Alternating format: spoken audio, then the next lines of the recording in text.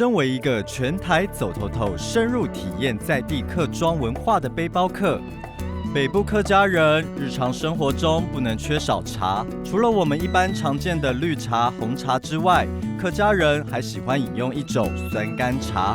什么是酸甘茶？到底怎么做呢？这个为什么叫俗名叫虎头柑？就是它因为它很大，然后放的时间越久之后，它皮越来越皱，很像一个老虎的头。哦，原来是它的外形还有它的形状，所以把它叫虎头柑。一般家里都会种1颗2颗，在客家庄来讲，北部的客家庄会种1颗2颗，就是因为像拜拜的时候都会拿这个来压桌嘛。因为古时候过年没有这么多装饰品。所以为了要增添喜气，就会拿这种金黄色，然后又很大，但还有可以耐久放。对啊，因为它又大，所以就其实真的是大吉大利，然后讨这个喜气。对对对，所以它又可以耐久放，它从过年前放到元宵才会拿下来，差不多1个月的时间。对，没错。所以它这个就是其实它是象征吉利，然后它不能吃，所以后来客家人才想说把这个拿来做成茶这样。对，因为客家人是不会丢东西的，所以就是不浪费的食物，会把食物再次利用这样。哇，好啊，那你赶快教我怎么做这个茶。好啊，现在是要把它切开来吗？